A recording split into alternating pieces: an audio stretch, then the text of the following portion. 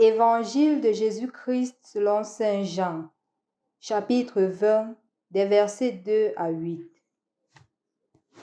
Le premier jour de la semaine, Marie-Madeleine courut trouver Simon-Pierre et l'autre disciple, celui que Jésus aimait, et elle leur dit: « On a enlevé le Seigneur de son tombeau, et nous ne savons pas où on l'a déposé. » Pierre partit donc avec l'autre disciple pour se rendre au tombeau. Ils couraient tous les deux ensemble, mais l'autre disciple courut plus vite que Pierre et arriva le premier au tombeau. En se penchant, il s'aperçoit que les linges sont déposés à plat. Cependant, il n'entre pas. Simon-Pierre, qui le suivait, arrive à son tour. Il entre dans le tombeau.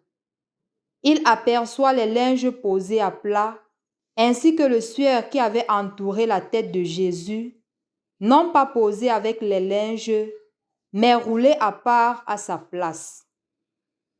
C'est alors qu'entra l'autre disciple, lui qui était arrivé le premier au tombeau.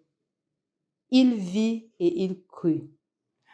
Au nom du Père et du Fils et du Saint-Esprit. Amen. Loué soit Jésus-Christ. Continuons notre octave de Noël, de la nativité de notre Seigneur Jésus-Christ. Nous avons la grâce en ce jour, chers frères et sœurs dans le Christ, d'approfondir cette relation intimité avec Jésus à travers un autre modèle qui nous est présenté. Hier, nous avions vu Saint Étienne, le premier des martyrs. Aujourd'hui, nous avons la grâce de voir Saint Jean, apôtre évangéliste. En effet, chers frères et sœurs dans le Christ, Jean se résume aujourd'hui à travers la parole, il vit et il crut. Des personnes pourraient se demander, qu'a-t-il concrètement vu? Est-ce que la présence de l'habillement de Jésus fixé sur la table, sur la tombe, est synonyme de foi? Ne pas voir Jésus, qu'est-ce qui pousse à ce qu'on puisse dire qu'il a vraiment cru? En effet, chers frères et sœurs dans le Christ, pour pouvoir comprendre ce texte, rentrons un peu plus en avant pour comprendre qui était Jean et quelle était son expérience avec Jésus.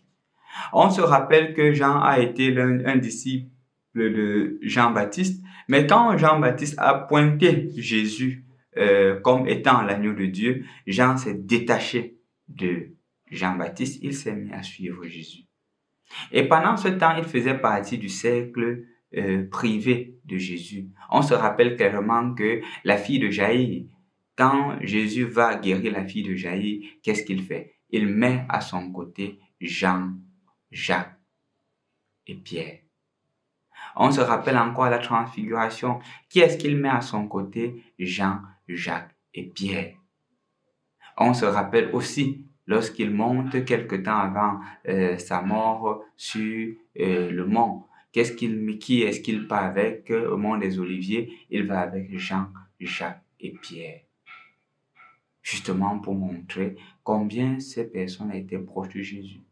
On voit aussi dans Jésus, par Jean, cette personne qui était capable de leur remettre à l'ordre. Quand, par exemple, il traverse une ville et qu'on n'accepte pas Jésus parce qu'il va vers Jérusalem et il demande s'ils veulent mettre le feu sur la ville, sur le village des Samaritains. Et Jésus leur reproche.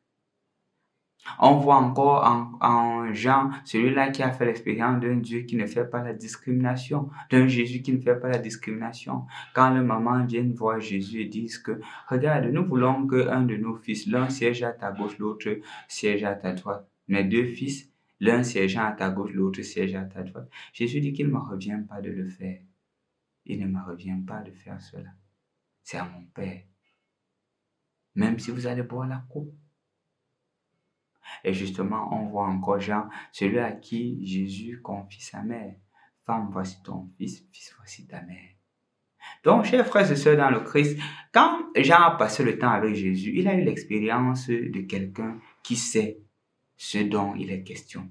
Une personne convaincue. Une personne qui a dit que le Fils de l'homme va mourir et 3 jours après, il ressuscitera. Et donc, quand il voit maintenant que Jésus n'est pas dans la tombe, il se rappelle, il voit et il croit.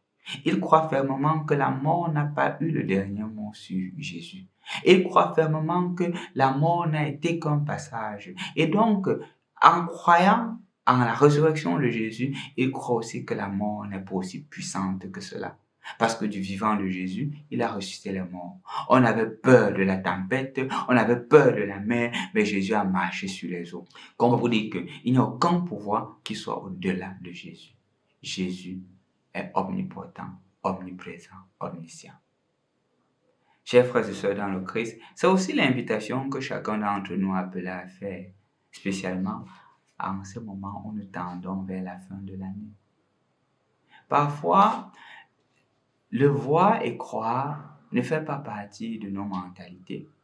Bien souvent, on se met toujours à regarder l'année qui est en train de s'écouler comme une année de malédiction. Et on dit que je souhaiterais que 2024 soit une meilleure année. Mais est-ce que je vois la main de Dieu qui s'est produite, qui s'est réalisée dans ma vie pendant l'année qui a précédé, pendant 2023? Est-ce que je suis capable de voir que le Seigneur agit ici, le Seigneur agit là-bas, le Seigneur a fait ceci, le Seigneur a fait cela? Parce que bien souvent, chers frères et sœurs dans le Christ, nous ne voyons pas la main de Dieu. Nous voyons tout sauf la main de Dieu. Nous voyons seulement ce qui n'a pas marché. Et nous n'avons pas l'humilité de voir tout ce qui s'est produit et de voir que la main de Dieu a été sur moi. Le Seigneur m'a guidé. Voir et croire. C'est aussi la capacité de voir la main de Dieu dans tous les événements qui se sont écoulés en cette année 2023. Et enfin, quand on sera capable de voir la main de Dieu, on va davantage croire que le Seigneur est avec nous. Si le Seigneur est pour nous, qui sera contre nous? C'est l'invitation que le Seigneur t'adresse. C'est l'invitation que le Seigneur m'adresse. C'est l'invitation que le Seigneur nous adresse. De voir et de croire. Croire que son œuvre est présente. Croire qu'il est toujours là. Et en tout et pour tout, il demeure avec nous, en nous et pour nous. Chers frères et sœurs dans le Christ, en continuant cette octave pascale, commençons à faire une révision de notre année et demandons au Seigneur la grâce, non seulement de bien vivre cette année 2024 qui s'approche, mais aussi et spécialement de rechercher la sainteté. Au nom du Père et du Fils et du Saint-Esprit. Amen.